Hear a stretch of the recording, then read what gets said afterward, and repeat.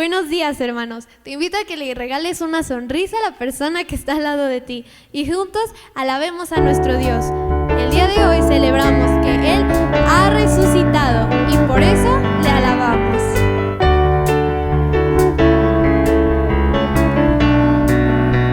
Decimos así: viniste aquí, moriste, resucitaste, sí, lo sé, vivo estás,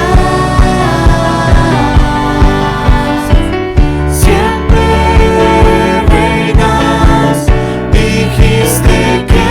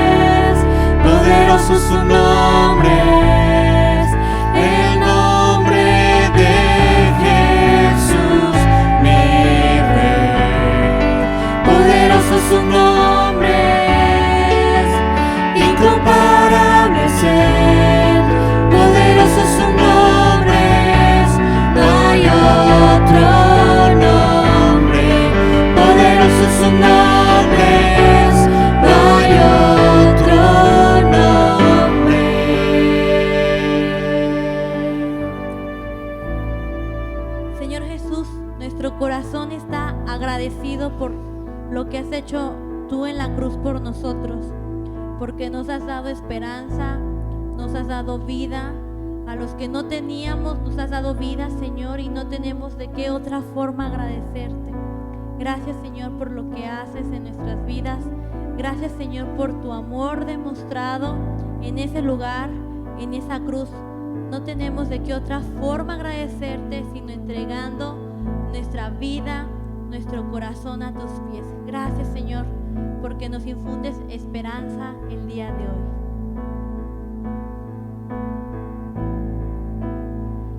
Cuán grande abismo entre nosotros, cuán alto monte falle escalar, con desespero corrí al cielo y en la noche te hice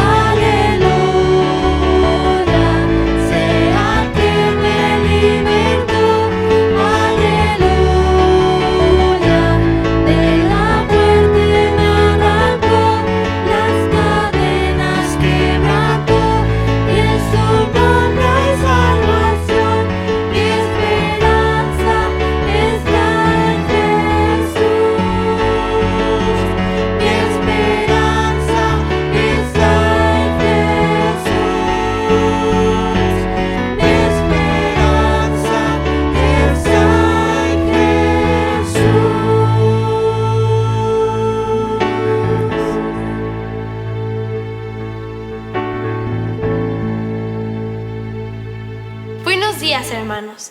Esta fecha es una fecha muy especial porque es el recordatorio de lo que Jesús hizo en esa cruz. Muchos de nosotros nos quedamos con eso. Jesús fue a la cruz, Jesús murió. Pero esa historia no acaba ahí. La historia de nuestro Señor Jesús no acaba ahí. Déjame decirte que Jesús ha resucitado. ¿Cuántos podemos decir amén a esta afirmación? Jesús vive en mí. Hemos escuchado esto últimamente. Lo podemos ver en Facebook o en Instagram, en imágenes bonitas, como una frase inspiradora. Pero, ¿qué significa realmente decir que Jesús vive en mí? Vayamos al Evangelio de Mateo. Ahí en Mateo 16:21 dice: desde entonces Jesús comenzó a explicarles a sus seguidores que tendría que ir a Jerusalén y que los ancianos líderes, los jefes de los sacerdotes y los maestros de la ley lo harían sufrir mucho. Tendría que morir, pero a los 3 días resucitaría. Vemos cómo este versículo empieza. Desde entonces Jesús comenzó a explicarles. Jesús les había dicho sus planes a sus discípulos. Ellos sabían el plan de Jesús. Ellos sabían todo acerca de este plan. También podemos ver cómo Jesús ya había tenido varias amenazas. Había gente que no lo quería. En el versículo Jesús les dice: los ancianos líderes, los jefes de los sacerdotes y los maestros de la ley me van a hacer sufrir mucho. Jesús sabía esto. Sus discípulos también sabían esto. Por eso ellos no lograban entender el porqué de Jesús querer ir a Jerusalén. Ellos pensaban: hay gente que te va a matar, hay gente que anda detrás de ti, ¿por qué quieres ir a Jerusalén? Pero ellos no lograban entender todavía esto. Jesús sabía que era el momento para cumplir el plan perfecto que Dios tenía para él. Jesús les dice que va a tener que morir, pero a los 3 días él resucitaría. Incluso con todos los datos que Jesús dio a través de su ministerio, sus discípulos todavía no alcanzaban a comprenderlo, no creerían que pasara. Jesús no les ocultó ninguna información. Él siempre fue claro con ellos. Y podemos ver en versículos más adelante cómo Jesús les dice este plan. Les vuelve a repetir, les dice: solo Juan, el discípulo amado, estuvo al pie de la cruz junto con María. Después, Juan, María y Pedro fueron de los primeros en ser testigos de este hecho sin antecedente ni precedente. Déjame preguntarte en este día, ¿crees que Jesús resucitó entre los muertos? Es muy triste, como vemos en este tiempo, mucha gente sigue dudando si en realidad Cristo resucitó. Por eso, cuando tú y yo no nos apartamos de este pensamiento, fácilmente comenzamos a perder la vista de lo eterno, de lo celestial, de lo sobrenatural, y damos paso a acciones terrenales que nos alejan cada vez más y más de Dios. Cuando comprendemos esto, que Jesús murió, pero que Él resucitó, y que todo esto era parte de un plan perfectamente trazado, somos capaces de entender que Jesús resucitó y ahora vive en nosotros, ahora vive en ti y en mí. Por eso, tengo 2 preguntas para ti en esta mañana. La primera: ¿por qué es tan difícil creer un hecho tan sencillo para Dios? Y la segunda: ¿por qué a veces los cristianos vivimos como si la resurrección de Cristo no tuviera nada que ver con nosotros? ¿Por qué es tan difícil creer algo tan sencillo para Dios? Leemos en la palabra cómo Dios hizo milagros. Él abrió el mar Rojo. Cuando el pueblo de Israel estaba en el desierto por esos 40 años, Él proveyó lo necesario. Él les dio la victoria sobre muchos pueblos. En nuestras propias vidas podemos ver la mano poderosa de nuestro Dios obrando. Y la pregunta es: ¿por qué aún así seguimos dudando si Dios es capaz de hacer un milagro o no? Algunas verdades sobre este hecho. En primer lugar, la resurrección de Cristo estaba planeada desde antes de la fundación del mundo. Esto quiere decir que no fue algo que Dios improvisó, no fue algo que se le ocurrió en el momento, fue algo que Él tenía planeado desde antes de la fundación. Todo esto que está pasando está dentro de un plan perfecto de nuestro Dios. Leemos en Mateo 22, versículos 31 al 32. Y en cuanto a la resurrección de los muertos, ¿no han leído lo que les fue dicho por Dios cuando dijo: yo soy el Dios de Abraham y el Dios de Isaac y el Dios de Jacob? Él no es Dios de muertos, sino de vivos. Wow, Él no es Dios de muertos, sino de vivos. Déjame hacerte otra pregunta. ¿Estás muerto? Yo sé, puede sonar una pregunta un poco extraña, pero vemos en la palabra cómo dice que cuando nosotros aceptamos a Jesús en nuestro corazón y entendemos que Él murió y resucitó para nuestra salvación, somos personas nuevas. Nuestro pecado, lo que éramos antes, ha muerto y tenemos vida nueva. Entonces, la pregunta es, ¿estás muerto o estás vivo? Esta palabra la recibieron muchas personas antes de que el Mesías llegara a esta tierra. Y todos ellos caminaron con la promesa de ser resucitados junto a Cristo. No murieron en vano. Ellos sabían y creían firmemente en lo que estaban haciendo, que tenía un propósito y que iban a vivir por toda una eternidad junto a Él. En segundo lugar, la resurrección de Cristo siempre tuvo un propósito perfecto, nuestra salvación. Y me gusta cómo el primer punto y el segundo van de la mano. La resurrección de Cristo estaba planeada desde antes de la fundación del mundo y siempre tuvo un propósito perfecto, que es nuestra salvación. Muchas veces nosotros hacemos planes, ponemos en una hoja, hacemos la lista de cosas que vamos a hacer el día de mañana, los lugares, el horario, pero llega el día de mañana y no cumplimos el plan, o nuestro plan se ve afectado por alguna otra cosa. El plan de Dios no es así. El plan de Dios fue un plan perfecto y fue un plan sin falla, con un propósito perfecto, nuestra salvación. Dice Pedro en 1 de Pedro, versículos 5 al 9, mediante la fe, ustedes son protegidos por el poder de Dios para la salvación que está preparada para ser revelada en el último tiempo, en lo cual estamos hablando de nuestra salvación. Ustedes se regocijan grandemente, aunque ahora por un poco de tiempo, si es necesario, sean afligidos con diversas pruebas, para que la prueba de la fe de ustedes, más preciosa que el oro que perece, aunque probado por fuego, sea hallada que resulte en alabanza, gloria y honor en la revelación de Jesucristo, a quien sin haber visto, ustedes lo aman y que ahora no ven, pero creen en Él y se regocijan grandemente con gozo inefable y lleno de gloria, obteniendo como resultado de su fe la salvación de sus almas. Pedro empieza hablando de cómo mediante nuestra fe somos protegidos por el poder de Dios y termina diciendo que como resultado de nuestra fe obtenemos la salvación de nuestras almas. Necesitamos tener fe, hermanos, necesitamos confiar que Cristo ha resucitado. La resurrección de Cristo tuvo un propósito perfecto y es nuestra salvación. Busqué en el diccionario la palabra inefable, porque en este versículo vemos con un gozo inefable. La palabra inefable quiere decir que es algo que no se puede describir, que no se puede poner en palabras. Ese gozo inefable que no podemos describir lo experimentamos cuando entendemos que Cristo murió con un propósito y resucitó con un propósito, nuestra salvación. No hay nada que hayamos hecho o podamos hacer para merecer esta salvación. Absolutamente nada, pero aún así Dios nos da esta oportunidad de creer y ser salvos por medio de la resurrección de Jesús.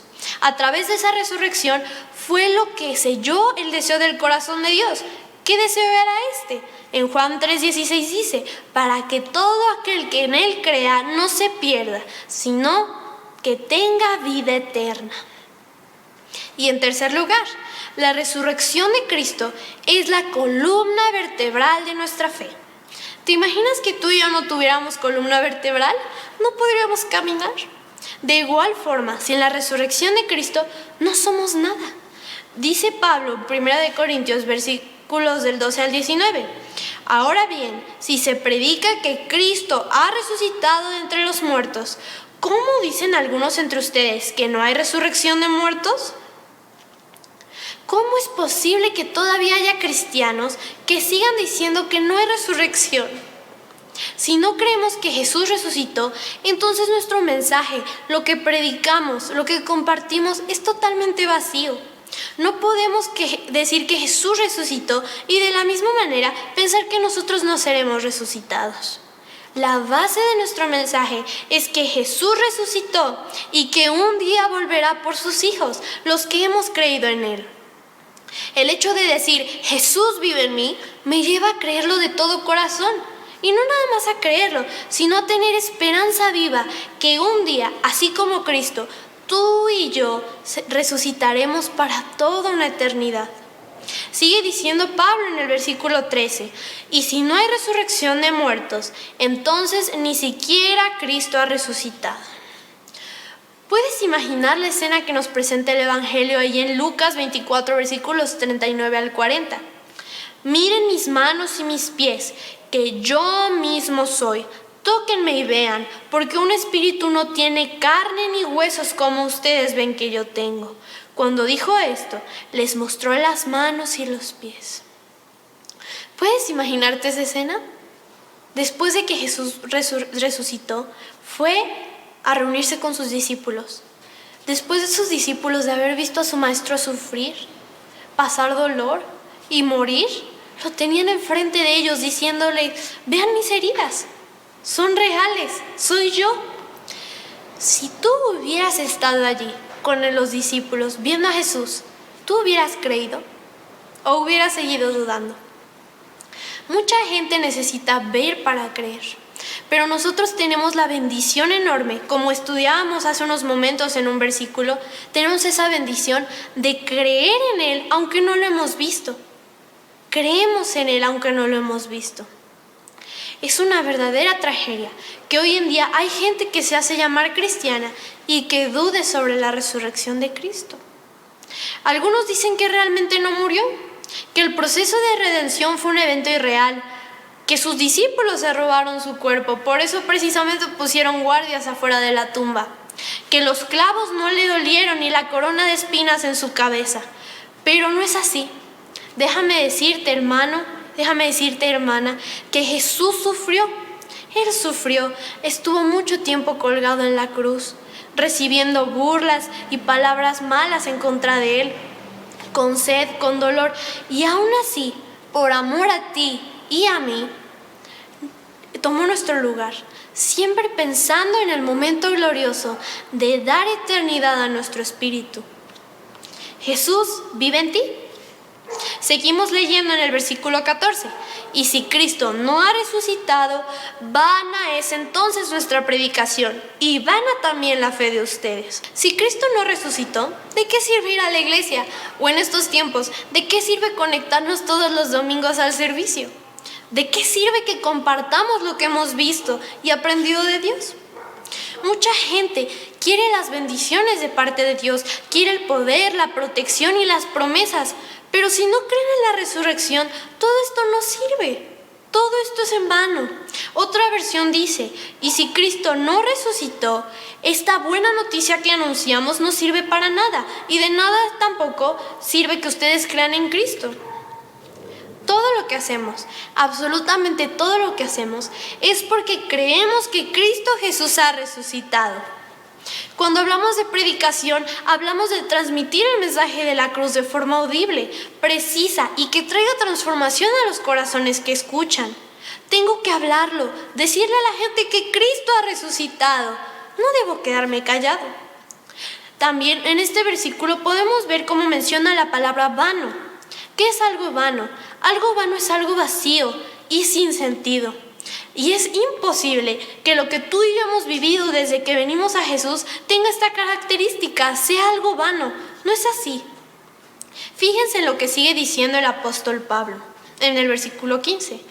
Aún más, somos hallados testigos falsos de Dios, porque hemos testificado contra Dios que Él resucitó a Cristo, a quien no resucitó, si en verdad los muertos no resucitan.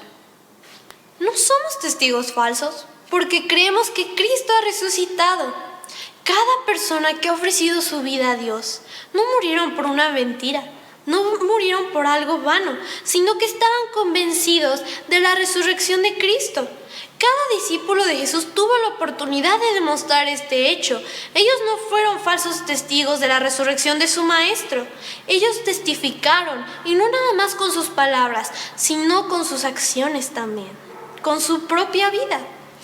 Tú y yo no hablamos de mentiras cuando decimos que tenemos paz, que tenemos gozo, que disfrutamos de misericordia y de gracia, y que cada día somos transformados de gloria en gloria, y que un día estaremos por toda la eternidad con nuestro Dios.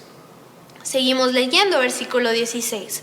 Porque si los muertos no resucitan, entonces ni siquiera Cristo ha resucitado. Puedo pensar en la forma que este hombre llamado Lázaro, que fue resucitado por Jesús, daba testimonio del poder de aquel que lo había levantado entre los muertos. Yo no creo que Lázaro haya sido resucitado, le haya dado las gracias a Jesús y se haya ido a su casa a vivir como si absolutamente nada hubiera pasado. Yo creo que este hombre fue y al lugar en donde él iba predicaba de lo que Jesús había hecho en su vida. Era un testimonio vivo. Yo no creo que él se haya callado.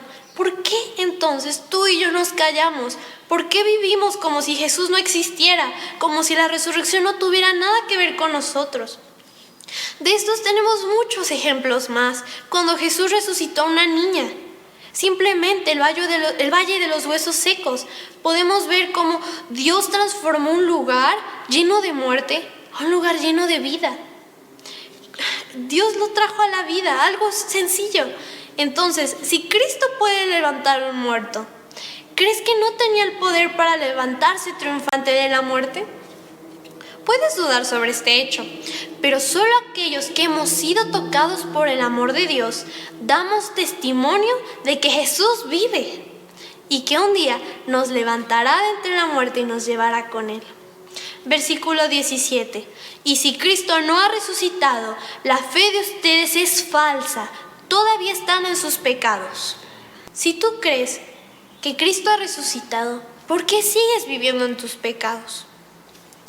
No podemos vivir en nuestros pecados, no después de haber conocido el maravilloso amor que perdona y restaura, después de haber visto la luz, un camino lleno de luz, de verdad. No podemos regresar a la oscuridad, no podemos seguir haciendo los pecados, cometiendo esos errores. Debemos cambiar, debe haber una transformación completa en nuestra mente y en nuestro corazón. Porque si creemos que Jesús vive, entonces tenemos vida nueva en Cristo. Por eso, hablamos de este maravilloso evento y sin igual. Hermanos, nuestra fe es viva y es verdadera, porque el cuerpo de nuestro Maestro no está en esa tumba, sino que Él está vivo, sentado a la diestra del Padre, intercediendo por nosotros. Y leemos cómo termina Pablo diciendo, versículo 18 y 19. Entonces, también los que han dormido en Cristo están perdidos. Si hemos esperado en Cristo para esta vida solamente, somos de todos los hombres los más dignos de lástima. Tú puedes decir el día de hoy, yo estoy bien. Yo me conecto cada domingo y veo el servicio. Yo escucho y hago mi devocional durante la semana, hasta ofrendo. Pero si tú sigues creyendo que la resurrección de Cristo no fue real, entonces muchos de nosotros decimos que seguimos a Jesús, decimos que creemos, pero nuestro corazón está completamente vacío.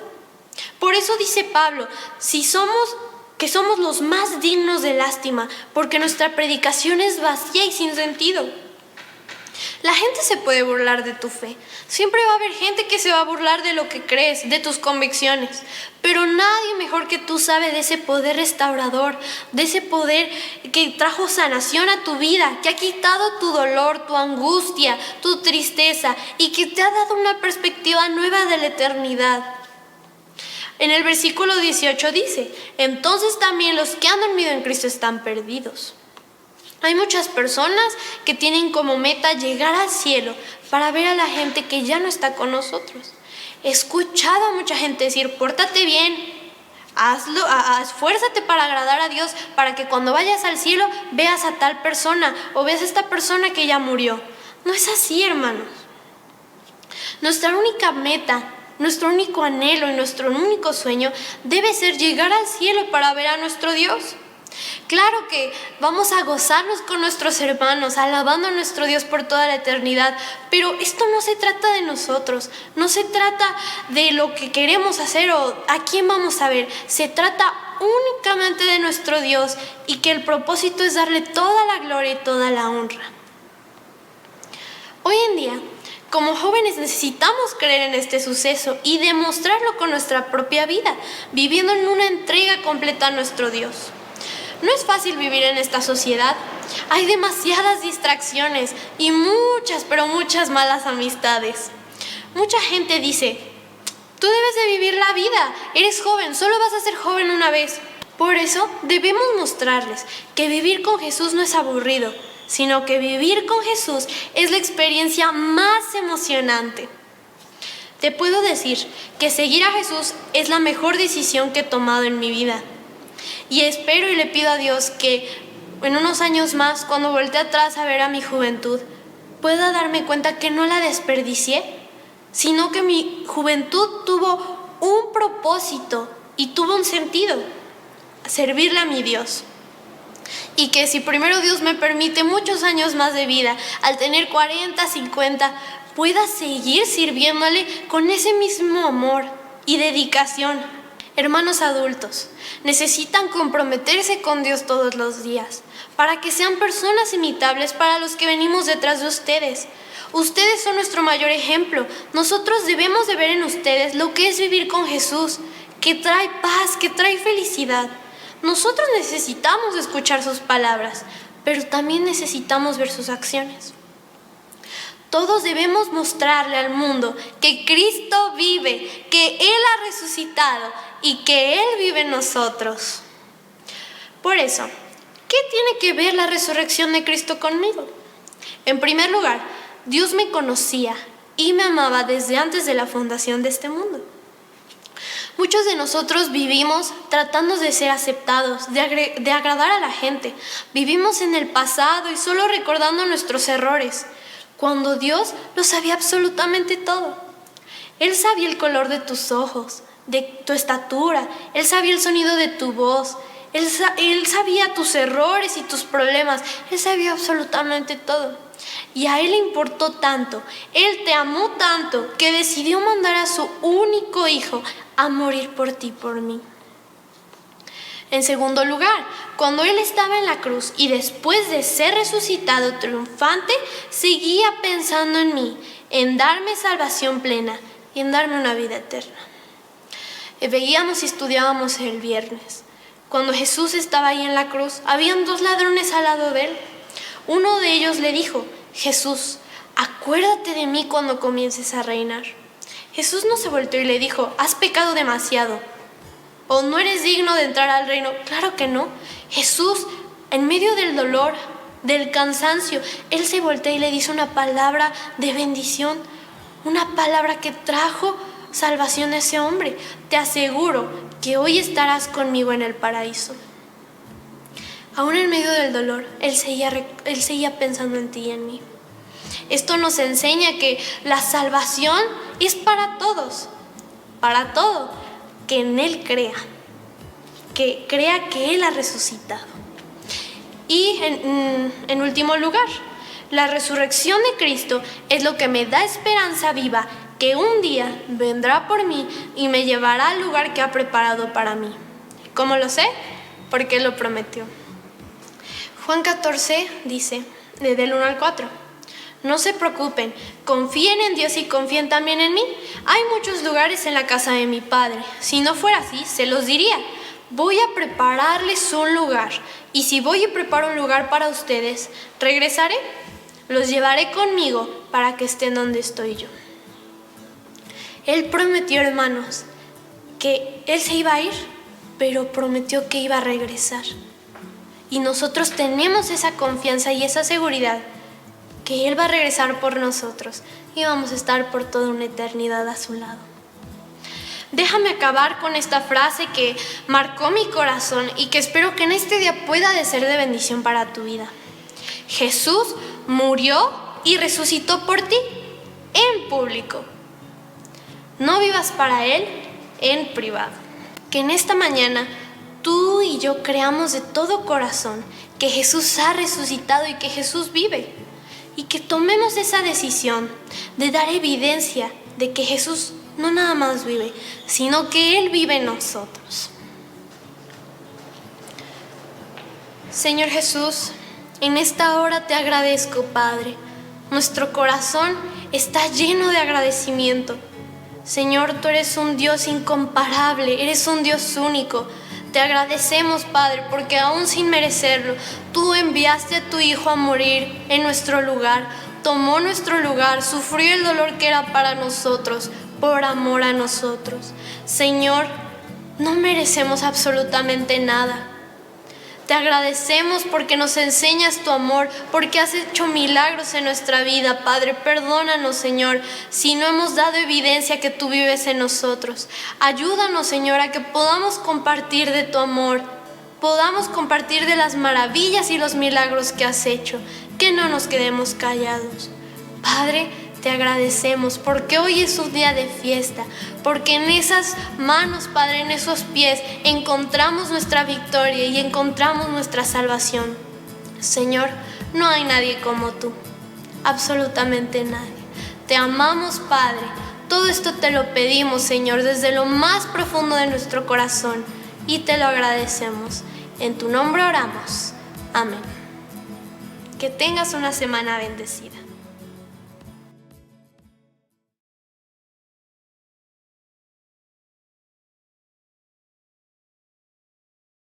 En días pasados escuchamos 7 palabras de victoria a través y en voz de sus siervos. Y el Señor, antes de ir a la cruz del Calvario, dejó establecido este memorial. Mire lo que dice el apóstol Pablo en la primera carta a los Corintios, en el capítulo 11. Porque yo recibí del Señor lo que también os he enseñado, que el Señor Jesús, la noche que fue entregado, tomó pan, y habiendo dado gracias, lo partió y dijo: tomad, comed, esto es mi cuerpo que por vosotros es partido.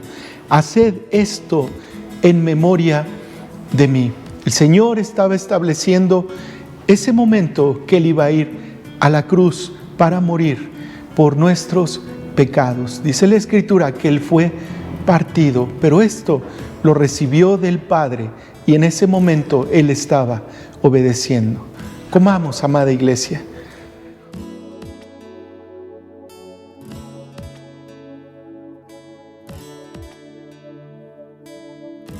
En palabras de nuestro Señor Jesús, Él también dijo: asimismo, tomó también la copa, después de haber cenado, diciendo: esta copa es el nuevo pacto en mi sangre. Haced esto todas las veces que la bebiereis, en memoria de mí. Bebamos.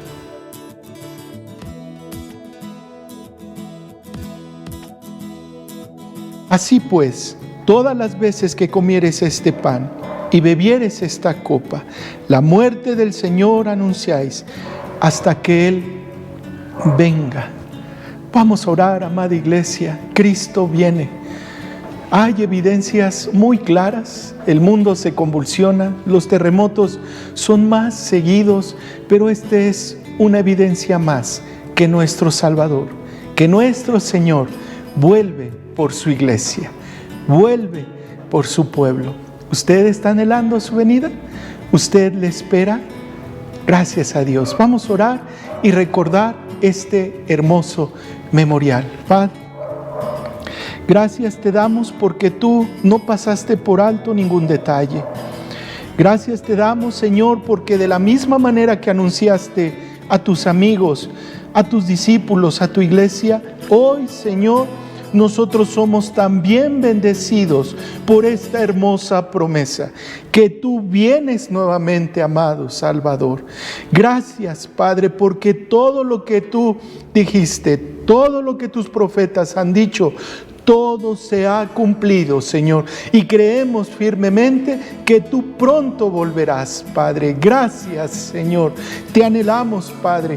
Te esperamos, Señor, y si no fuera así, estamos listos, Padre, para ir a tu presencia cuando tú así lo decidas y determines. Gracias, Señor, por cada uno de tus siervos, por cada una de estas hermosas familias que hoy, Padre, hacemos y recordamos este nuevo pacto que tú así nos los enseñaste, Padre. En Cristo Jesús oramos. Amén y amén. Que Dios les bendiga, amada iglesia. Dios les bendiga una vez más. Quiero citar la escritura en 2 Corintios 9:6, usted la conoce, y dice: pero esto digo, el que siembra escasamente, también segará escasamente, y el que siembra generosamente, generosamente también segará. Cada uno de dé como propuso en su corazón, no con tristeza ni por necesidad, porque Dios ama al dador alegre. Es una ley natural que si sembramos poco, vamos a cosechar poco. Y también es una ley espiritual. Entonces, sembremos para el reino de Dios, hagamos tesoros para la gloria del Señor en el cielo, dice el Señor, que hagamos tesoros. Entonces les invito a que sigamos apoyando este ministerio, esta obra, porque no es del hombre, la obra es del Señor. Que Dios les bendiga. Vamos a orar por estos diezmos y ofrendas que hemos dispuesto para dar al Señor. Gracias, Padre, porque tu palabra es verdad. Se cumple que si sembramos generosamente, generosamente también segaremos. Gracias por el dador alegre. Gracias, Señor, porque tú prosperas a tu pueblo. Tú provees para las necesidades de tu iglesia, que ninguno tenga necesidad, Padre. En el nombre de Cristo Jesús te alabamos y te bendecimos. Amén. Bendiciones.